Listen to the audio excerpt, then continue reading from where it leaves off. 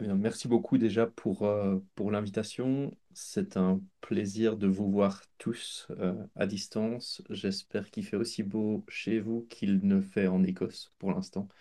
Euh, donc aujourd'hui, je vais parler de l'UPOVIS, mais essentiellement de comment on peut joindre la cyberdéception et l'intelligence pour créer de l'intelligence contextuelle. Et donc ça, c'est un peu ce qu'on fait chez Lupovis. Alors, pour donner une idée euh, de, de, de ce que Lupovis fait, on opère un réseau global de l'heure à travers le monde. On obtient de l'information sur qui attaque, pourquoi ils attaquent, comment ils attaquent. Et puis on va petit à petit se rapprocher du client final et venir mettre de la déceptive en bordure du réseau client et à l'intérieur du réseau client pour avoir une visibilité complète.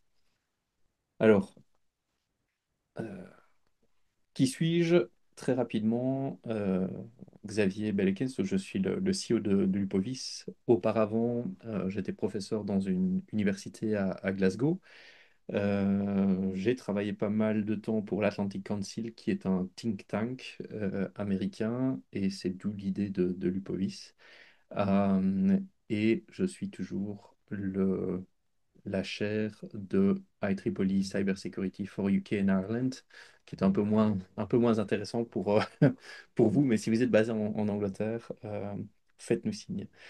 Euh, L'idée du POVIS, au départ, c'est de détecter un adversaire avant une cyberattaque et de détecter quelqu'un durant une cyberattaque, mais avec de la haute fidélité.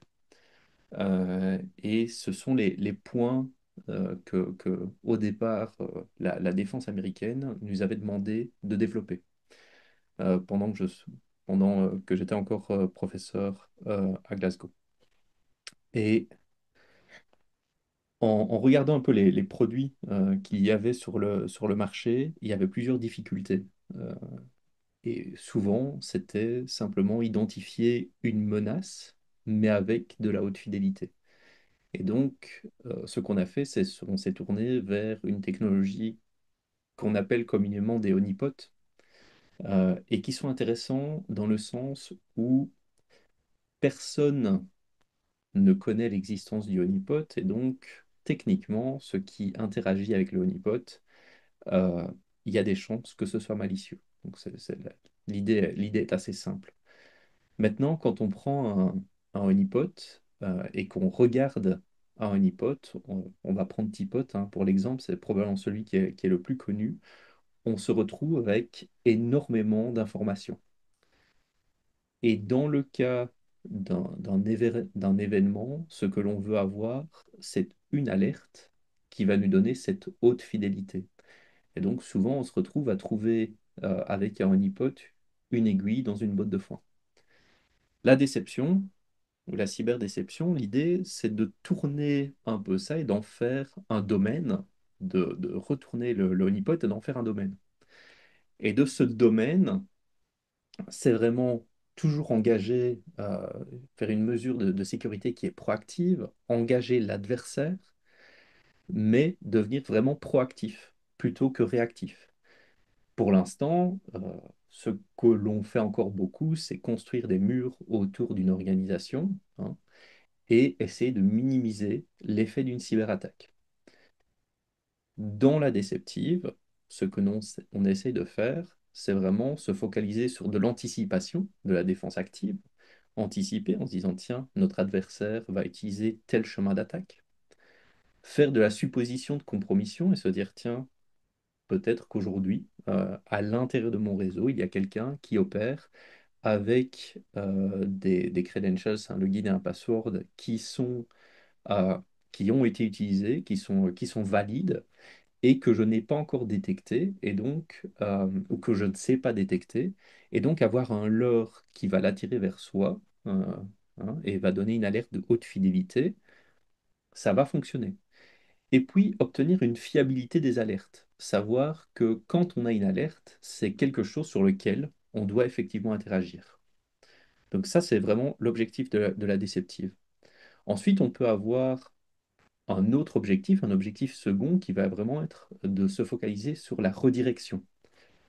Autant l'objectif principal est d'obtenir une alerte de haute fidélité, autant on peut se dire, tiens, est-ce que je peux donner de la matière à mon adversaire pour l'occuper pendant un certain temps, pour lui donner une vision des choses qui est différente, soit pour comprendre comment cet adversaire fonctionne, soit pour anticiper ce que l'on va devoir faire ou notre réponse.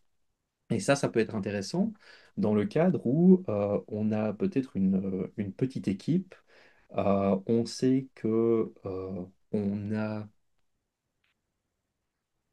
autant d'heures pour la réponse à un incident. On a besoin de 15 minutes, 20 minutes, 1 heure, 3 jours pour répondre à un incident. On a pas mal d'incidents, l'équipe est occupée. Est-ce qu'on peut être certain que l'adversaire va être occupé pendant une certaine période de temps? Et donc, ça va vraiment être de rediriger l'adversaire vers quelque chose qui l'engage et qui lui donne l'impression d'avancer. Et là, le fonctionnement est assez simple. Si le slide veut bien passer, parfait. Alors, l'idée est assez simple. C'est la même chose qu'un voleur qui casse une fenêtre dans une maison et qui rentre et il se retrouve dans une chambre. Alors, il identifie que c'est une chambre. Il y a une commode, il y a un lit, il y a une armoire, il y a des bijoux sur la commode. La porte est fermée. Maintenant, dans une maison, il s'attend à ce qu'il y ait... Il y a 2 étages, il l'a vu de l'extérieur, donc il y a un étage supérieur, donc il y a des escaliers. On sait qu'il y a une salle de bain, ou une salle d'eau. On sait qu'il va y avoir une cuisine, un salon. Et donc, l'adversaire s'attend à ce qu'il y ait des choses, mais avant de pouvoir ouvrir la porte et de savoir où se trouvent ces différents éléments dans cette maison, l'adversaire a très très peu d'informations. Moi, aujourd'hui, quand j'entends des pas dans ma maison, je sais où se trouve la personne. Je sais dire, tiens, je sais que c'est mon fils qui est en train de monter les escaliers. Ce genre de choses. L'adversaire, lui, quand il entend des pas, ne sait pas d'où ils viennent et ne sait pas quel craquement dans le bois provient de quelle pièce. Et donc, on a un énorme avantage à créer ce qu'on peut appeler chez Lupovis une narrative. Et l'idée de la narrative, c'est de donner à cet adversaire une option pour évoluer. Et une option pour évoluer dans le sens ou dans la direction dont nous avons besoin. Donc, très très simplement, dont nous avons besoin, on va pouvoir créer, ouvrir certaines portes, fermer certaines portes et créer un chemin d'attaque. Alors, beaucoup d'adversaires, la plupart des adversaires que l'on voit, vont prendre un chemin qui est le moins résistant. Et donc, donner certaines clés à notre adversaire, donner une impression que l'adversaire est en train d'avancer vers ce que l'on protège, permet à modifier le chemin que l'adversaire va prendre à l'intérieur du réseau. Et ça, c'est quelque chose qui fonctionne extrêmement bien en intérieur et en extérieur. Ça permet surtout à l'équipe qui défend, à l'équipe bleue, de récupérer de l'information et surtout de prendre un peu de temps pour comprendre pourquoi l'adversaire se trouve là. Alors, on a bien évidemment eu à la première interaction une alerte, mais ça nous laisse gagner du temps.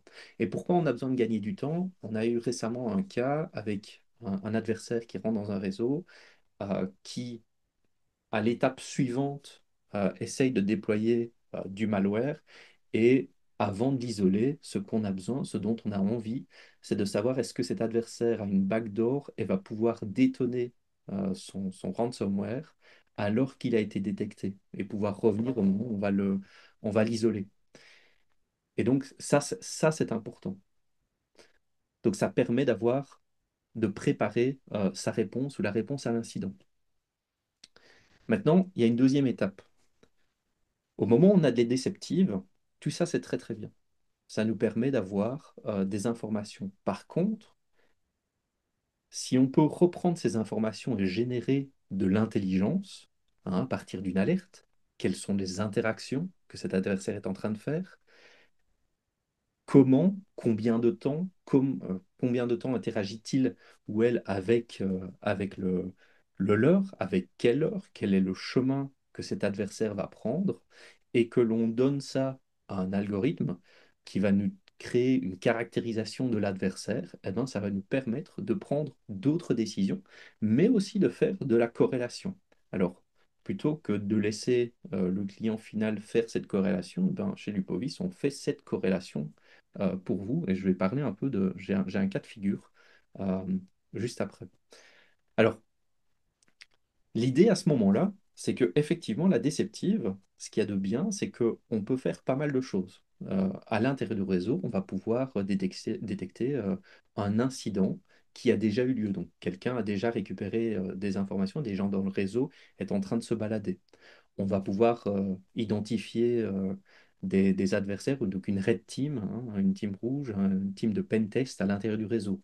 On va pouvoir faire du threat hunting et on a un clean-up, hein, donc il y a eu une attaque par ransomware, il y a une équipe de threat hunting qui vient, qui fait l'entièreté du clean-up, et puis on va déployer de la déceptive à l'intérieur du réseau pour voir si quelqu'un revient. De l'insider threat detection, on a un employé qui s'en va et qui veut récupérer de l'information, par exemple. La protection de la propriété intellectuelle. Là où ça devient intéressant de récupérer de l'information, c'est au moment où on va déplacer cette intelligence à l'extérieur du réseau. C'est l'or à l'extérieur du réseau. Et là, on va se focaliser sur ce qu'on appelle du pre-breach event. Et du pre-breach event, c'est détecté durant la reconnaissance, donc avant une cyberattaque. Et cette partie de la cyberdéception, c'est une partie qui n'est pas exploitée aujourd'hui, mais qui donne d'excellents résultats. Et dans ce cas particulier, chez Lupovis, on s'occupe de récupérer de l'information. Et on va récupérer, à travers notre réseau global de l'or et les leurres que l'on met en bordure du réseau client, on va se dire, tiens, on voit ce qui se passe à l'international, ça nous permet de détecter tout ce qui est bot et scanner de masse. Peut-on détecter des humains? Alors, nous, on va détecter l'humain à l'international, mais aussi sur les leurs qui sont en bordure de réseau. Ensuite, on va regarder la façon dont l'adversaire va interagir avec les leurs. Alors, et pour ça, il faut des leurs qui soient faits sur mesure. Donc, on crée des leurs sur mesure et on va regarder est-ce qu'ils sont agressifs, est-ce qu'ils sont lents, quel niveau de technicité ont-ils, hein. Et on va regarder environ 250 paramètres sur chaque adversaire. Ça va être la façon dont ils évoluent à travers différents leurs, le temps qu'ils prennent, les outils qu'ils utilisent, et ensuite on va faire des corrélations avec tout ce qui est des CVE qu'ils pourraient avoir exploité, de la TTP, des indicateurs de compromission.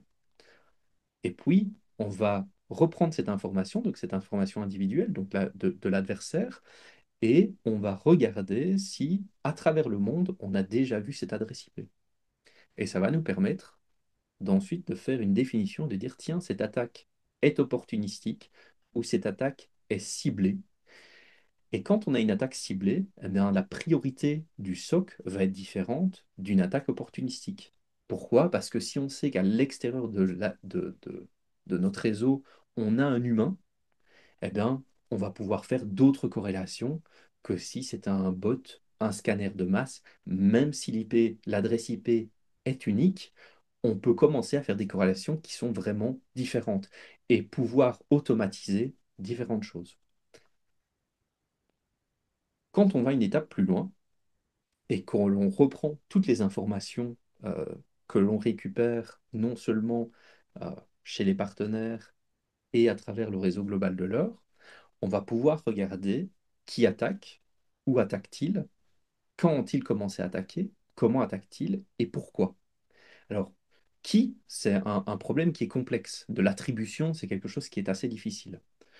Mais plus on a de données, au mieux on peut faire de l'attribution.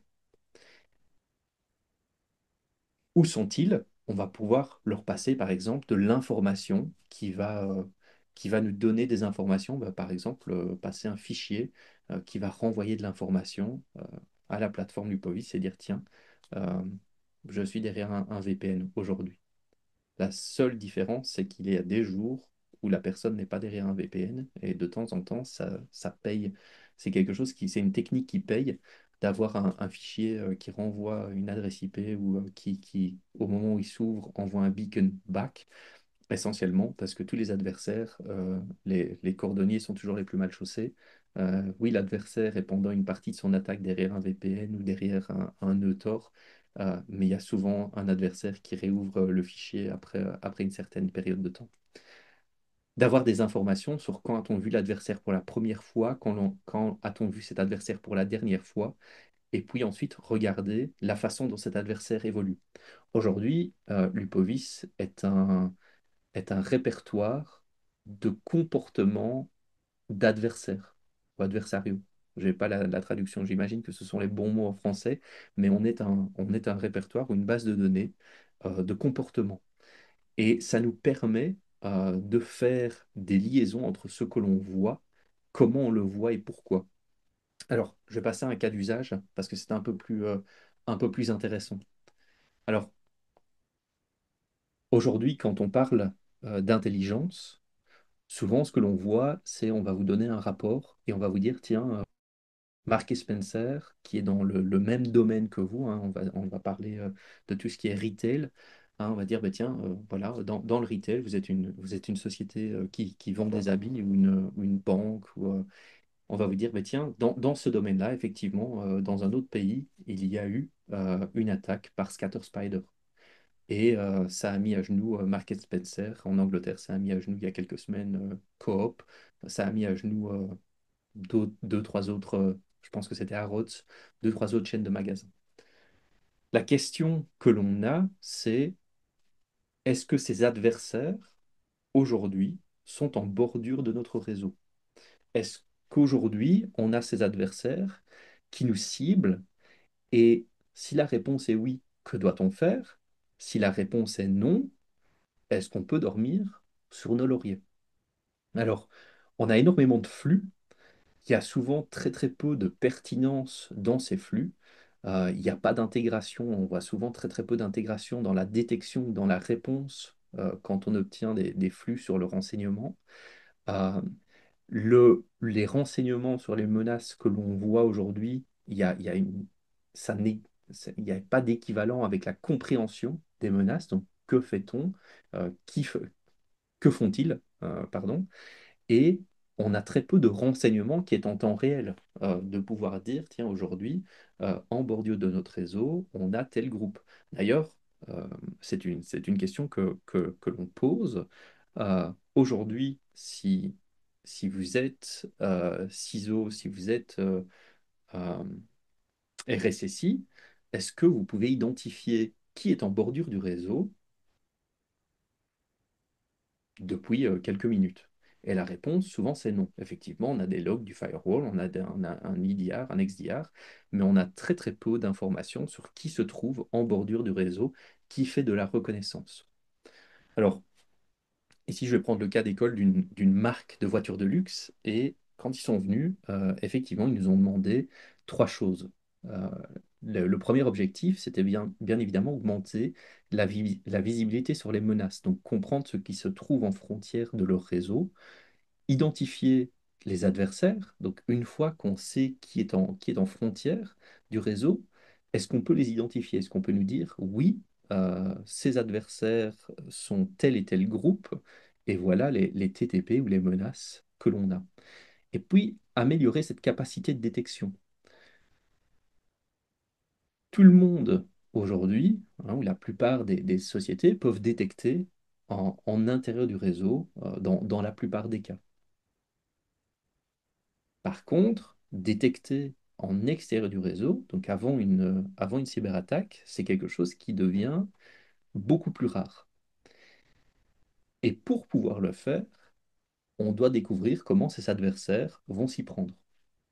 Alors, il y a quand même, via datagouv.fr, on nous dit quand même qu'une entreprise sur 8 rapporte des coûts qui dépassent les 230 000 € pendant une cyberattaque. Donc on va prendre cet exemple et on fera un peu de retour sur investissement après.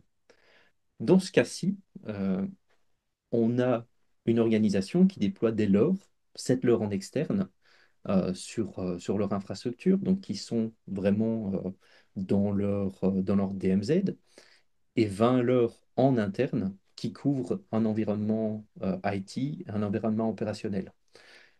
C'est une marque de luxe bien connue, donc ils doivent couvrir leur opérationnel. C'est impératif. En externe, ça va aller du leurre qui prend le serveur SSH, un portail web Outlook, une gateway Citrix, du ping identity, ce genre de leurre. En interne, évidemment, le problème, c'est un groupe de ransomware, donc on va prendre un service RH, on va prendre des solutions de backup, on va mettre des objets Active Directory, du Samba, du SCADA. Tout ça se déploie en 10 minutes, quel que soit le nombre de leurres qui sont installés. C'est important d'avoir un déploiement qui se fait vraiment dans une période de temps qui ne va pas impacter la team cyber. Alors, là où ça devient intéressant, c'est qu'effectivement, les leurres en externe voyaient beaucoup de groupes de ransomware.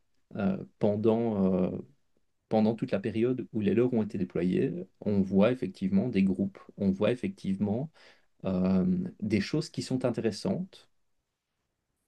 Par contre, au moment du lancement officiel d'un tout nouveau modèle, ce qu'on a vu, c'est beaucoup plus intéressant. On voit vraiment un changement stratégique dans les adversaires. 6 heures après le lancement, alors en premier, on a Anonymous Sudan. Anonymous Sudan qui est un groupe d'activistes.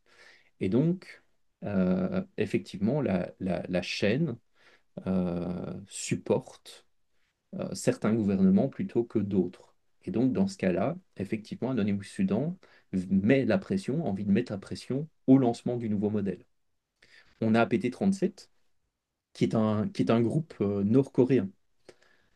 Et encore une fois, c'est un groupe nord-coréen qui n'apparaît pas les semaines précédentes, mais qui, au moment du lancement, se dit, tiens, ça devient intéressant. Pourquoi ça devient intéressant? Parce que la balle est dans le camp de la société automobile.